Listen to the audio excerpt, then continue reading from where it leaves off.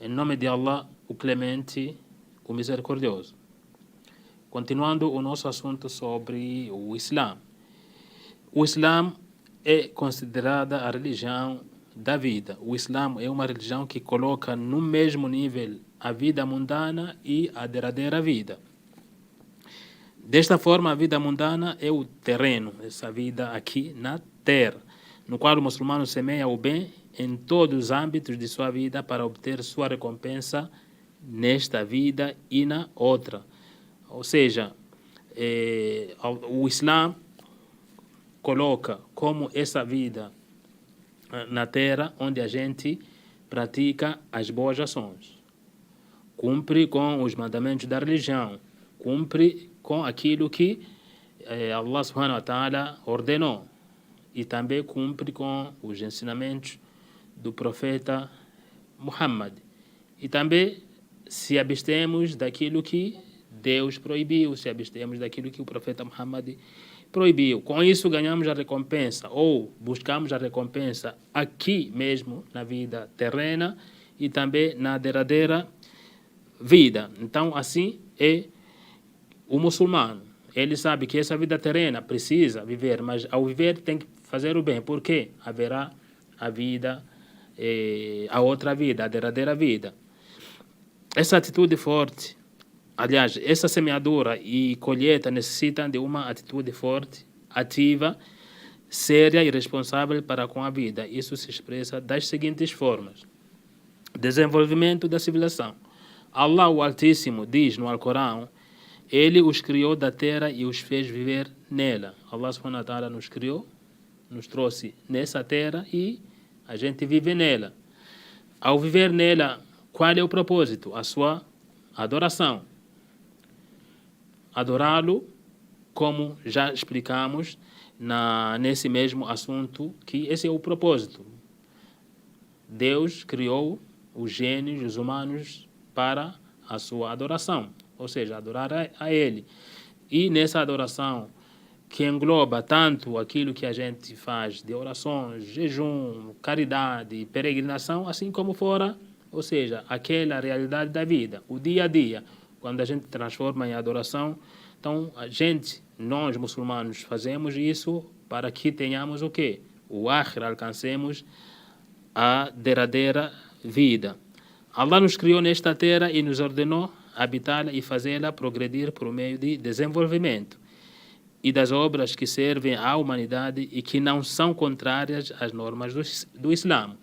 Praticarmos o bem, fazermos aquilo que é do bem, conforme a norma da humanidade, da sociedade, desde que não seja contra o Islã, desde que não seja contrário ao Islã, ou seja, desde que não seja algo ilícito, não seja algo proibido. Então o muçulmano vai viver nesta terra fazendo aquilo que é do bem, conforme o Islã, evitando tudo o que é proibido dentro do Islã.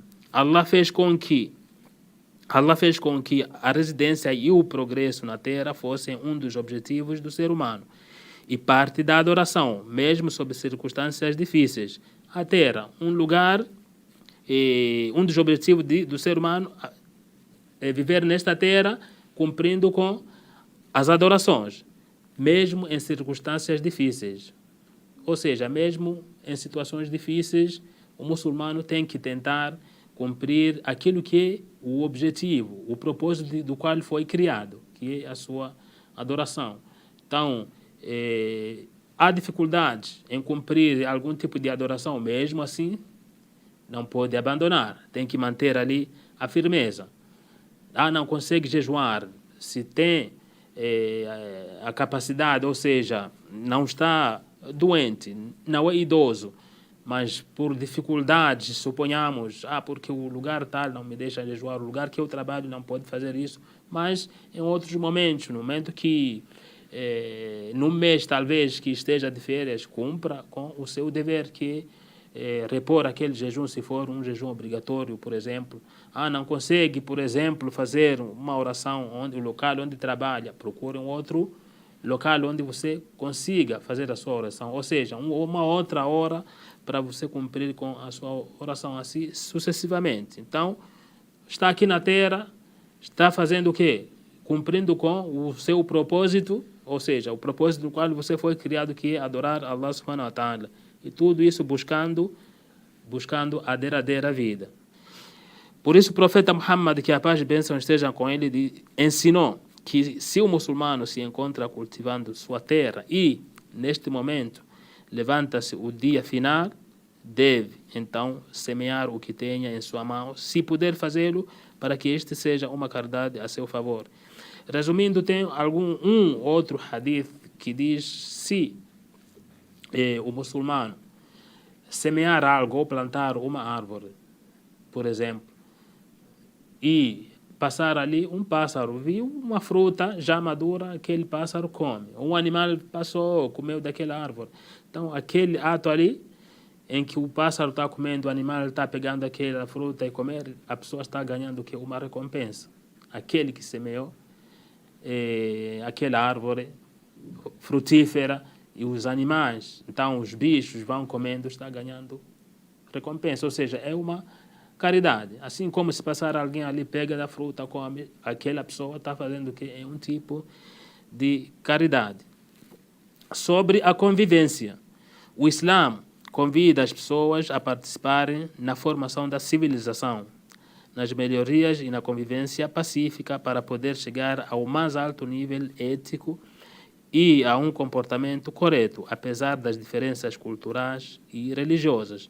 Então, o Islã não exclui a ninguém, que diz, convida as pessoas para participar de uma formação da civilização, nas melhorias e na convivência pacífica, nada de agressões. Então, aquele que contraria, por exemplo, essas palavras, sendo muçulmano e levando a agressão ou atacando ou algo assim, está contrariando aquilo que o Islã, está contrariando tanto o Alcorão, está contrariando aquilo que o profeta Muhammad sallallahu alaihi wasallam também ensinou, porque o Islã chama o quê? Para aquilo que é pacífico, para coisas de forma pacífica também, para coisas também que melhorem a sociedade. Até por isso, se você pegar o Alcorão e ler, não encontra alguma parte onde o muçulmano deve, por exemplo, atacar alguém, destruir algum lugar, algum país, alguma cidade. Não existe. O que você vai encontrar ali é sempre o que? Autodefesa. Ou seja, você está ali em paz, pacífico.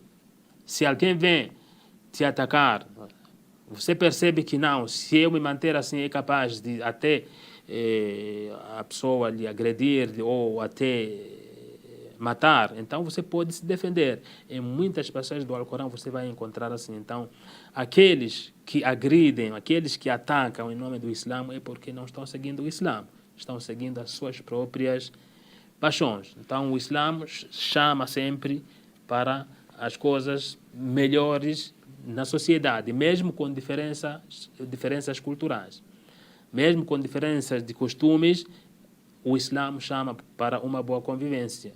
Podemos dar exemplo mais uma vez, quando o profeta Muhammad chegou a Medina, já falamos que tinham outras tribos não muçulmanas e conviveu com elas.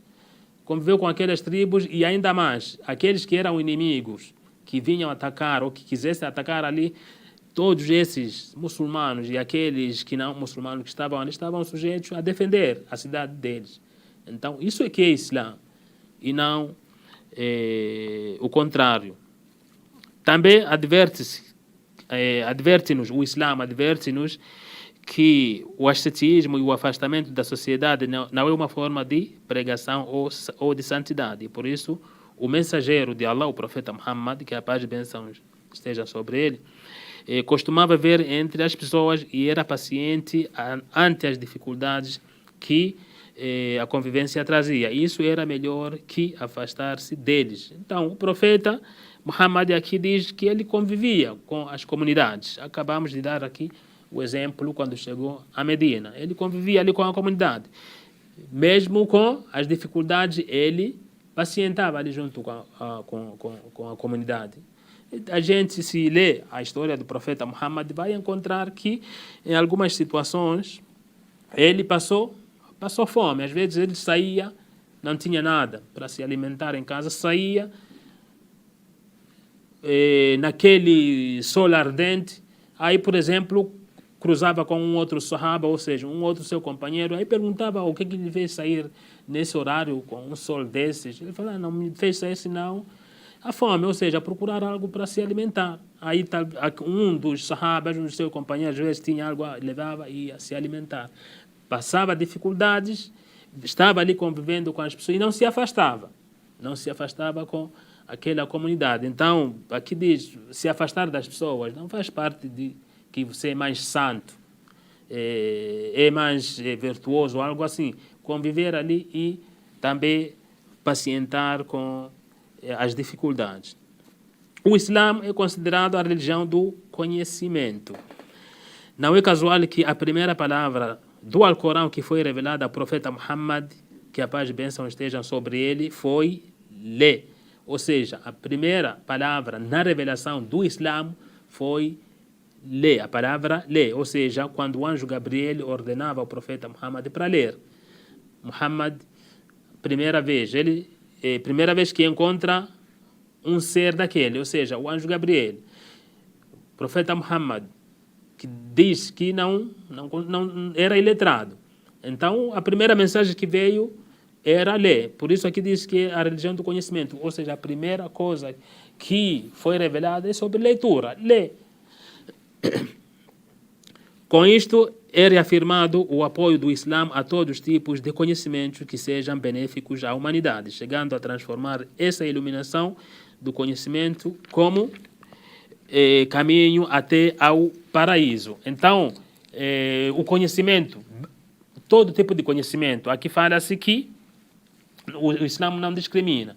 Quando se fala aqui do conhecimento, então, tanto o religioso, assim como aquele que é benéfico. A pessoa quer se formar como médico, não tem problema, o Islã não está contra. Quer ser um engenheiro, o Islã não tem problema com isso, não, nada é proibido. Então, qualquer formação que a pessoa buscar, o conhecimento que a pessoa buscar, não tem nenhum problema. É uma religião do conhecimento, tanto religioso, assim como tudo que beneficia a sociedade, que beneficia a humanidade. Então, se, por exemplo, proibisse aí a pessoa ou o muçulmano se formar um médico ou se formasse essa ciência de medicina, como seria se a gente também precisa de ser curado? Mesmo na época, tem pessoas que adoeciam, eles usavam talvez os seus remédios, raízes para curar as pessoas. Então, qualquer conhecimento benéfico no Islã ele é aceito. Então, diz aqui que esse conhecimento que beneficia as pessoas ou a humanidade, aqui diz o profeta Muhammad sallallahu costumava ver, aliás, o Islã, com isso é reafirmado o apoio do Islã a todos os tipos de conhecimento que sejam benéficos à humanidade, chegando a transformar essa iluminação do conhecimento como o caminho até o paraíso. A busca do conhecimento é um caminho para o paraíso, para aquele muçulmano que se esforça na busca do conhecimento. Então, essa busca do conhecimento é também meio ali para alcançar o paraíso. O profeta Muhammad disse: quem segue um caminho que conduz ao conhecimento, Allah, por meio disto, felicita um dos caminhos para o paraíso. Aqui é um incentivo para quê? A busca do conhecimento. Então, aquele que se esforça, quer buscar um conhecimento que é benéfico para os muçulmanos, então Allah facilitará o quê? O caminho para o paraíso. Wa sallallahu ala Muhammad wa ala alihi wa ashabihi ajma'in. Alhamdulillahi rabbil alamin.